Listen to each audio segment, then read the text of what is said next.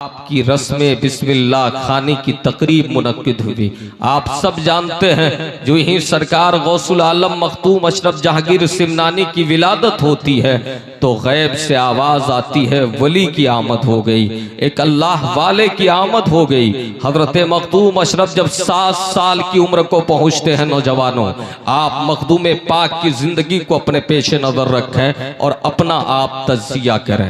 आप अपने गिरेबान में झांक कर देखें ताकि आपको जिंदगी जीने का सलीका आ जाए, ताकि आपको जिंदगी जीने का तरीका आ जाए, आपको समझ में आए कि इज्जत किस में है, वक़ार किस में है, कदर किस में है, मंजिलत की भीख कहां से मिलती है, अल्लाह ताला की बारगाह से बंदे को मकाम कहां से मिला करता है। हजरत मखदूम सिमना एक शाही घराने में पैदा हुए। आजकल मालदार घर का बेटा अय्याश होता है, आजकल सरमायादार के घर में परवान चढ़ने वाला बेटा जानी होता है, फहाशियात और बेहयाई में अपने शबो रोज गुजारता है। लेकिन वाह मेरे मखदूम सिमना, हजरात क्या वजह है, एक दो नहीं 6 सदियां गुजर गई, लेकिन आज होरा हजरा सोनापुर की जमीन पर उनके नाम पर जश्न मनाया जा रहा है। उनकी बारगाह में आप मोहब्बतों का खिराज पेश कर रहे हैं। अभी 7 साल की उम्र है, तारीख हमें बता रही है कि 7 साल की उम्र में हम बच्चों को लहो लैब खेल तमाशे के लिए छोड़ देते हैं कि अभी खेलने की उम्र है, लेकिन मखदूम पाक 7 साल की उम्र में हाफिज़े कुरान बनकर जमाने के सामने पेश हो रहे हैं। और सिर्फ हाफिज़े कुरान नहीं और 2-4 साल 5 साल की मुद्दत में नहीं, सिर्फ 1 साल के जमाने में हिफ्ज़े कुरान, और वो भी 7 क़िरातों के साथ सरकार मखदूम सिमना ने कुरान को हिफ्ज़ फरमा लिया है, कुरान को अपने सीने में महफूज कर लिया है। हजरात आप जरा अंदाजा लगाएं, आपके बच्चे 7 साल की उम्र में क्या करते हैं, 8 साल की उम्र में आपके बच्चों का हाल क्या होता है। मखदूम पाक हाफिज़े कुरान बन गए और जो ही बुलूगियत की उम्र को पहुंचे हैं, जो ही सन्ने बुलूगियत के करीब आप पहुंचे हैं, 14 साल की उम्र है और तमाम उलूमे नकलिया अकलिया से आपको फरागत मिल जाती है। इल्मे कुरान आपने पढ़ लिया, इल्मे हदीस आपने पढ़ लिया, इल्मे तफसीर आपने पढ़ लिया। हजरात जो भी उलूम ज़माने में होते हैं, चाहे वो फसाहत हो, चाहे वो बलागत हो, चाहे वो मंतिक हो, चाहे वो नहव हो, चाहे वो सर्फ हो, सरकार मखदूम सिमना ने सिर्फ 14 साल की उम्र में उस जमाने के राइज सारे उलूम को अपने सीने में महफूज फरमा लिया है। हजरात अभी 14 साल का अरसा गुजरा है, तारीख हमें बता रही है 15 साल की उम्र में आप पहुंचे हैं, वालिद बुजुर्गवार का इंतकाल हो जाता है। 15 साल की उम्र में सिमनान के तख्तो ताज पर आपको बिठा दिया जाता है। अल्लाह अकबर, 15 साल की उम्र है और सिमनान के हुक्मरां बनकर बैठे हैं, मसनदे इक़्तिदार पर बैठे हैं, ताजे शाही सजा कर बैठे हैं। लेकिन हजरात ताजे शाही एक तरफ है, एक तरफ अंदाज यह है जो दुर्वेशों का अंदाज होता है, जो मुस्तफा के फकीरों का अंदाज होता है, जो मुस्तफा वालों का तरीका होता है। 15 साल की उम्र है जब एक पढ़ा लिखा आलिम फाजिल, अपने वक्त का मुहक्किक, अपने वक्त का मुहद्दिस, अपने वक्त का फकीह, अपने वक्त का आलिम ज़ाहिर, वो बातिन मसनदे इक़्तिदार पे बैठता है तो बैठने के बाद दुनिया की फिक्र नहीं करता, दीन की फिक्र कर रहा है, दीन की इशाअत कर रहा है, दीन की तबलीग कर रहा है। मदरसे कायम किए जा रहे हैं, खानकाहें बनाई जा रही है, जामियात बनाए जा रहे हैं। आपके वालिदे बुजुर्गवार ने बहुत से मदरसे बनवाए थे। हजरात आप जानते हैं सरकार मखदूम सिमना ने अपने जमाने में यह तरक्की करके दिखाया, यह इनकलाब और यह अजीम पेशकश आपने फरमाई कि अपने जमाने के उलमा, अपने जमाने के मशाइख, अपने जमाने के तलबा को आपने बाज़ाब्ता वज़ाइफ से जारी फरमाए, नजराने दिए ताकि उलमा मोहताज न हो, मुफलिसी के शिकार न हो। क्या समझ में आया? उलमा को नजराना देना, वजीफे देना, उलमा की खिदमत करना, ये मखदूम पाक का तरीका है, ये शाहे सिमना। नारे तकबीर, नारे रिसालत, फैज़ाने मखदूम सिमना। मसलके आला हजरत, नारे तकबीर, नारे रिसालत। वाह वाह वाह। और याद रखें, सिर्फ मसनद इक़्तिदार पे नहीं बैठे हैं, उस जमाने में भी एक साल में, एक जमाने में 70 हाफिजों ने आपसे इस्तिफादा फरमाया है। 70 ऐसे अफराद तैयार हुए जिन्होंने क़िराअत सबा के साथ हिफ्ज़ मुकम्मल फरमाया। मतलब यह है कि मैदान तदरीस के भी सवार है, तदरीस के बिसात को बिछाए हुए हैं, तदरीस के दरसगाह लगाए हुए हैं। हज़रात, ये शाह सिमना की जात है। 15 साल की उम्र से लेकर 25 साल तक 10 सालों में फलाही काम, रिफाई काम, दीनी फरीज़ा, इस्लामी इस्लाही फरीज़ा आप अंजाम देते रहे। हज़रत खिज़र अलैहिस्सलाम ज़ाहिर हुए। उन्होंने कहा, ए मखदूम सिमना, आपको सिमनान के तख्तो ताज के लिए आपके रब ने नहीं पैदा किया है, एक मुख्तसर से खित्ते का आप हाकिम बनकर रह जाएं, इसलिए नहीं पैदा किया है। परवरदिगार ने आपको सल्तनत के लिए, ज़ाहिरी सल्तनत के लिए पैदा नहीं किया है। आपकी किस्मत और आपके मुकद्दर में, आपके नसीबे में परवरदिगार आलम ने जमीन के ऊपर की भी सल्तनत रखी है, जमीन के नीचे की भी सल्तनत रखी है। हज़रत खिज़र ने रहनुमाई फरमाई है। और सिमनान के तख्तो ताज को छोड़कर जरा देखें, हुकूमत को छोड़कर, दौलत को छोड़कर, माल को छोड़कर, सरमाया को छोड़कर आज हमारा हाल क्या है। हम थोड़ी थोड़ी दौलत के लिए अपना सौदा कर बैठते हैं। एक चाय में मोमिन बिकता हुआ नजर आता है, एक पान के बदले में इंसान अपने ईमान का सौदा कर बैठता है। याद रखो मुसलमानों, तुम बेगैरत न हो। तुम्हारे अंदर परवरदिगार आलम ने तुम्हें जिस नीमत से नवाजा है वो ईमान है। याद रखो, ये सारी कायनात मिलकर भी तुम्हारे ईमान की कीमत नहीं बनने के काबिल है। ये सारी दुनिया तुम्हारे ईमान की कीमत नहीं बन सकती है। हज़रत मखदूम सिमरा ने हुकूमत को, सल्तनत को ठोकर मारा। उस जमाने में जब सवारियां नहीं थी, ज़राए इबलाग नहीं थे। आज तो हवाई जहाज है, आज तो प्यारे ट्रेनों की सर्विस है, आज तो आदमी घंटों का सफर मिनटों में तय करता है। लेकिन वाह मेरे मखदूम सिमना, आपका जवाब नहीं है। सिमनान के तख्तो ताज को छोड़कर हिंद की तरफ रवाना हो रहे हैं, हिंदुस्तान आ रहे हैं। उधर हज़रत खिज़र ने रहनुमाई फरमाई, भारत जाओ। और इधर भारत में उस जमाने के सबसे बड़े मर्दे कलंदर हज़रत मखदूमुल आलम सैयदना अलाउल हक पंडवी से कहा गया कि एक यार यार से मिलने आ रहा है, एक चहीता आपके दरबार में आ रहा है, एक मुरीद आपका मुराद बनकर आ रहा है। हज़रात जरा आप देखें, यहाँ 70 मरतबे ये बिशारत दी गई, 70 मरतबे ये खुशखबरी सुनाई गई। हज़रत मखदूम सिमरा मुख्तलिफ खानकाहों से होते हुए, आस्थानों से होते हुए, मज़ारात से गुजरते हुए, बुजुर्गों की मुलाकात का शरफ हासिल करते हुए भारत की ज़मीन की तरफ आ रहे हैं, कशा कशा आ रहे हैं। और प्यारे, दिल में इश्तियाक है, दिल में इस्तिराब है कि अब मुर्शिद की बारगाह में हाज़िरी होगी। चलते चलते हज़रत सैयदना जलालुद्दीन मखदूम जहानिया जहां गश्त की खानकाह में पहुंचे, जो सिलसिले कादरिया के बहुत बड़े बुजुर्ग हैं। हज़रत मखदूम जहानिया जहां गश्त ने कुछ तबर्रुकात इनायत फरमाए। क्या समझ में आया? सबसे पहले इधर के सफर में सरजमीन ओश की खानकाह मखदूम जहानिया जहां गश्त, जो सिलसिले कादरिया के अजीम बुजुर्ग थे, वहां से मखदूम पाक ने कादरी फैजान लिया है। और हज़रत मखदूम जहानिया जहां गश्त ने रहनुमाई करते हुए फरमाया, आपके मुर्शिद मुंतजिर है, मेरे भाई मुंतजिर है, हज़रत अलाउल हक पंडवी आपका इंतजार कर रहे हैं, चले जाइए। हज़रत मखदूम सिमना तशरीफ ला रहे हैं। आप बिहारी है ना, आप खुश नसीब है।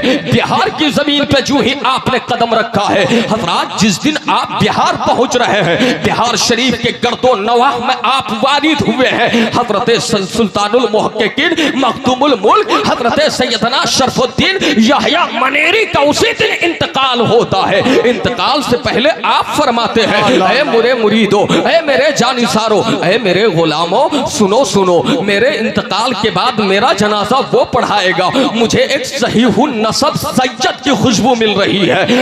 मैं तुम्हें बता दूं, मेरा जनाजा जनाजा वो पढ़ाएगा जो सहीहुन नसब सैयद होगा, जो मखदूम अशरफ के नाम से जाना जाएगा। हजरत मखदूम बिहार आप जानते हैं ये कौन है?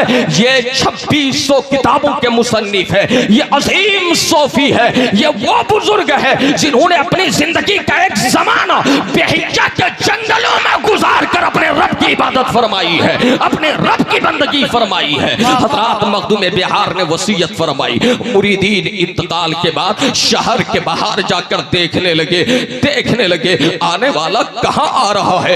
मुरीदीन को कहीं से गर्दो गुबार उड़ते हुए दिखता तो ये वहां पहुंच जाते। इन्होंने देखा एक आने वाला आ रहा है, बड़े सादे लिबास में मलबूस है। अल्लाह अकबर, क्या शाही लिबास और कहां सादा लिबास। करीब आया, आकर कहने लगा, हजरात वो लोग कहने लगे जब सरकार मखदूम पाक करीब आए, कहा आप सहीहुन नसब सैयद है, आपका नाम मोहम्मद अशरफ है? हजरत मखदूम सिमना फरमाते हैं हाँ मेरा नाम अशरफ है। हजरत मखदूम सिमना बिहार शरीफ की खानकाह पहुंचते हैं। पहुंचने के बाद आपने जनाजे की नमाज अदा फरमाई है, आपने जनाजा फरमाया है, आपने इमामत फरमाई है, आपकी इक्तदा में हजारों लोगों ने नमाजे जनाजा अदा करने का शरफ हासिल किया है। हजरत मखदूम सिमना के दिल में बार बार ख्याल आता था, कहीं मुझे यही तो नहीं भेजा जा रहा था, कहीं मेरा मुर्शिद ही तो दुनिया से नहीं चला गया। हजरत मखदूम बिहार ने अपनी कब्र से रहनुमाई फरमाई,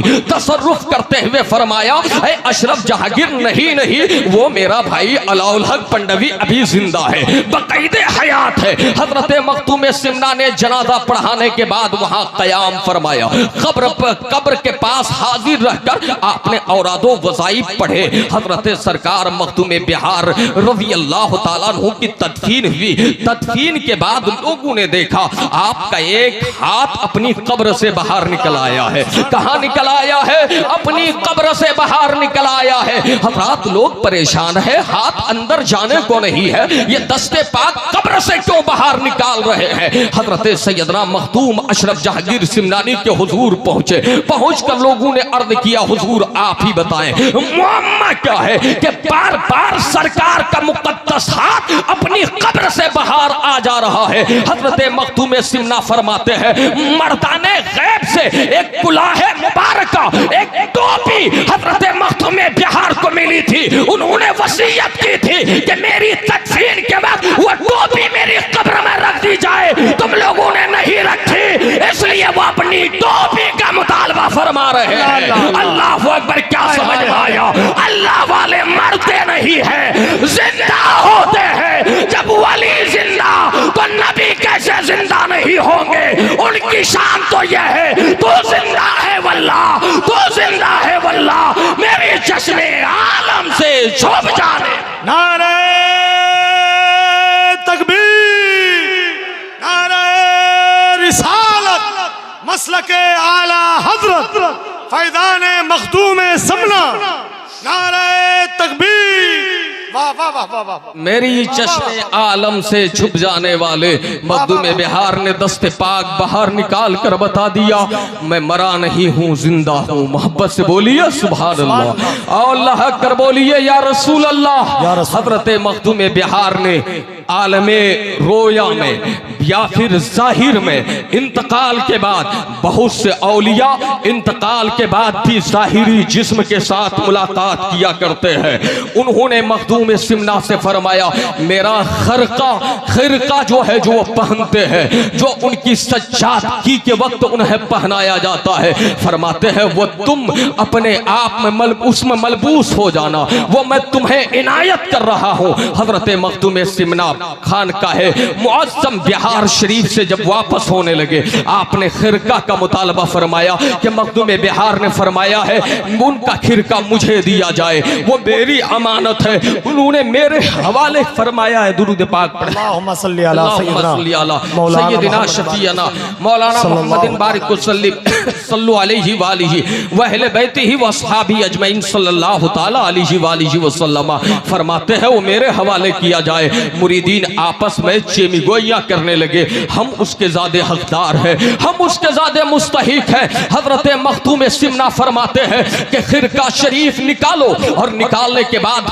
कब्र मखदूम बिहार के ऊपर रख दो, यानी जिनसे वो खिरका उड़ जाए उन्हें ही मिलेगा। खिरका को कब्र के ऊपर रख दिया गया। हजरत मखदूम सिमना रहमतुल्लाह अलैह देख रहे हैं कि मुरीदीन में से हर एक ने कोशिश की।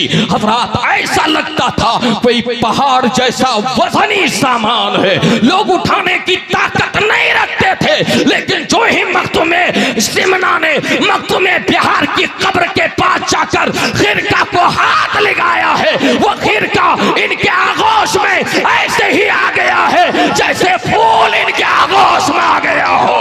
क्या समझ में आया? मखदूम बिहार का भी जवाब नहीं है और मखदूम सिमना का भी जवाब नहीं। नारे तकबीर, नारे रिसालत, मसलके आला हजरत, फैदान मखदूम सिमना, नारे तकबीर, नारे रिसालत। समझ में आ रही है बात? तो मोहब्बत से बोलिए सुभान अल्लाह, सुभान अल्लाह, और अल्लाह अकबर बोलिए या रसूल अल्लाह।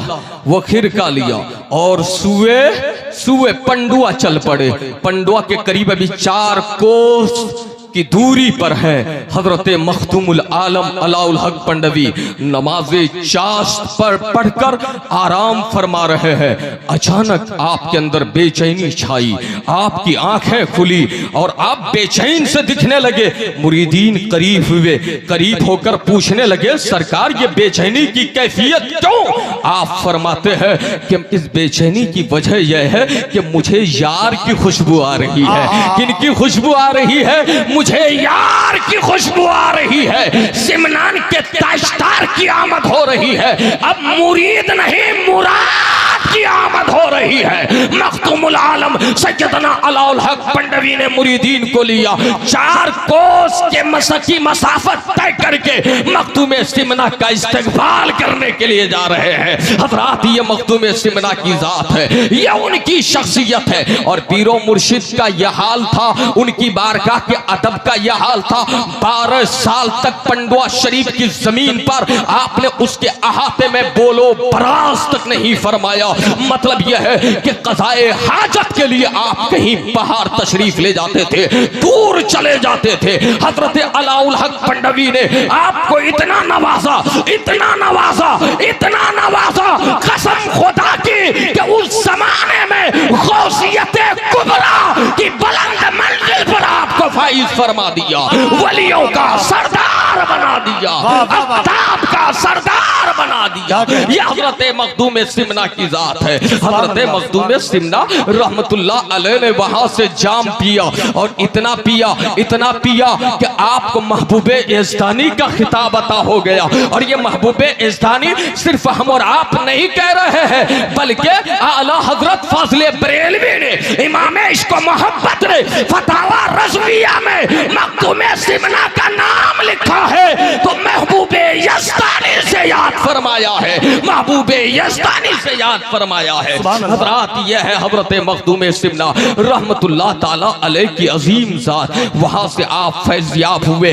फैज़याब होने के बाद आपको वो मकाम अता फरमाया गया, वहीं से जहांगीर का खिताब मिला, वहीं से आपको महबूबे इज़्दानी के अजीम मनसब पर फाइज किया गया। हजरत मखदूम सिमना वहां पीरो मुर्शिद की बारगाह की इजाजत से आप इलाका जौनपुर के लिए निकले और जौनपुर की तरफ से चलते चलते हजरात मखदूम सिमना रूहाबाद की जमीन पर तशरीफ ले गए, जहां जंगल है, जहां झाड़ है, जहां दूर दूर तक लोगों का नामो निशान नहीं है। आज आप जाकर देखो, क्या आज भी वहां जंगल है? क्या आज भी वहां झाड़ है? क्या आज भी वहां लोग मौजूद नहीं है? नहीं नहीं, एक आबो गया वाली जमीन पर हजरत मखदूम सिमना तशरीफ ले गए। काल अल्लाह और काल रसूल की सदाएं बुलंद करते रहे और परवरदिगार आलम ने उस जमीन को आबाद फरमा दिया, जन्नत निशान बना बना दिया। ये मखदूम सिमना रज़ियल्लाहु ताला अन्हु है कि आप वहां तशरीफ ले गए। आप जानते हैं मखदूम पाक का मकाम क्या था। 12 साल तक, कितने सालों तक अल्लाह ने जमीनों आसमान के खजानों की कुंजी आपको अता फरमा दी थी। क्या जमीनों आसमान के खजानों की कुंजी अता फरमा दी थी, लेकिन आपने उसमें कभी भी तसर्रुफ नहीं फरमाया। आपका मकाम क्या था? आप खुद फरमाते हैं मेरे मालिक ने मुझे मौत व हयात पर इख्तियार दे दिया है। चाहूं तो मरूं, न चाहूं तो न मरूं। अगर मैं चाहूं तो क़यामत तक जिंदा रहूं, लेकिन मखदूम पाक ने अपनी जिंदगी पर मौत को तरजीह दी है। इसलिए कि असल मौत यह है कि मरने के बाद लिकाए यार से बंदा बहरवर होता है। मरने के बाद मुस्तफा के दीदार से बंदा मुस्तफीद हुआ करता है। हजरत मखदूम सिमना को मौत व हयात पर रब ने इख्तियार अता फरमाई थी। आप इतने बड़े ज़हीन थे, खुद फरमाते हैं हजरत मुहियुद्दीन इब्ने अरबी की 500 अरबी किताबें मैंने देखी है। मखदूम पाक क्या फरमाते हैं? मुहियुद्दीन इब्ने अरबी की 500 किताबें मैंने देखी है, उनमें से 250 किताबें ऐसी है कि जिसका दीबाचा और जिसका खुतबा मुझे ज़बानी याद है। वो पर ये मखदूम पाक का इल्मी मकाम था। अपने जमाने के इतने बड़े आलिम, अपने जमाने के इतने बड़े आबिद और इल्म से दोस्ती का ये आलम था कि आपके भांजे हजरत सैयदना अब्दुर रज़्ज़ाक़ नूरुल ऐन रहमतुल्लाह अलैह, जिनसे आपका सिलसिला चला है, जिनसे आपका खानदान आगे बढ़ा है, हजरत अब्दुर रज़्ज़ाक़ नूरुल ऐन सरकार मखदूम पाक की सुलभी औलाद नहीं है, रूहानी औलाद है। आप खुद फरमाते हैं कि लोग अपनी सुल्ब से औलाद पैदा करते हैं, लेकिन मैंने अब्दुर रज़्ज़ाक़ को अपनी आंखों से पैदा किया है, अपनी आंखों से पैदा किया है।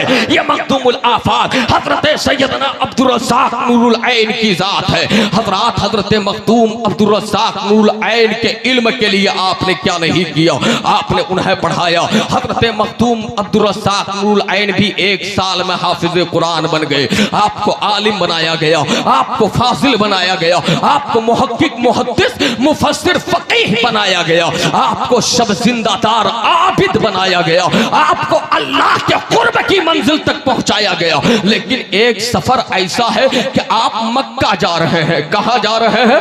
मक्का जा रहे हैं। और उस सफर में हजरत सैयदना अब्दुर रज़्ज़ाक़ नूरुल ऐन आपके साथ है। हजरत उसी सफर में बहुत से उलमा है। एक बहुत बड़े आलिम उस जमाने के मौलाना रुमानुल बारी साहब हजरत मौलाना जमालुद्दीन बदख्शानी भी उनके साथ है। हजरत हजरत मौलाना जमालुद्दीन बदख्शानी कुछ ज़ाहिरी उलूम को जानते थे। मतलब यह है कि वो दुनियावी उलूम जिसे असरी उलूम कहते हैं। हजरत अब्दुर रज़्ज़ाक़ नूरुल ऐन की उनसे बहस होने लगी। तालीम व ताल्लुम का सिलसिला जारी हुआ, दर्स व तदरीस और बहस व मुबाहसा का सिलसिला जारी हुआ। हजरत सैयदना नूरुल ऐन उनसे इस्तिफादा करने लगे। हजरत मखदूम सिमना इस सफर में चलते रहे। जो ही साहिल तक पहुंचे, हजरत मौलाना जमालुद्दीन बदख्शानी तिजारत का माल लेकर मुल्क रूम जा रहे थे। कहा जा रहे थे?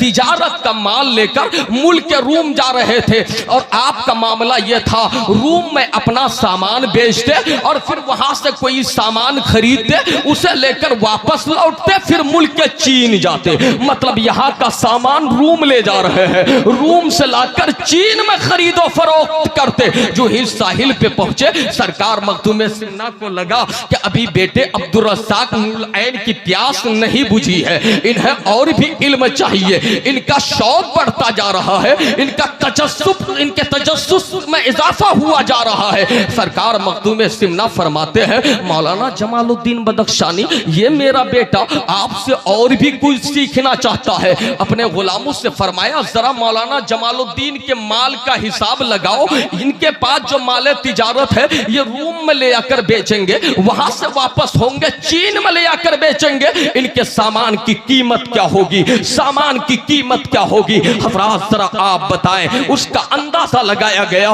तो लोगों ने यह अंदाजा पेश किया कि इनके सामान की कुल कीमत 1,30,000 दिरहम होते हैं, दीनार होते हैं। कितने? 1,30,000 दीनार। हजरत मखदूम सिमना फरमाते हैं आपको अब रूम जाने की जरूरत नहीं है। मेरे गुलामों, मेरी गुदड़ी में देखो कितने दिरहम या दीनार रखे हुए हैं, वो मौलाना जमालुद्दीन बदख्शानी को दे दो ताकि उन्हें खसारे का सामान न करना पड़े, ताकि उन्हें नुकसान न उठाना पड़े।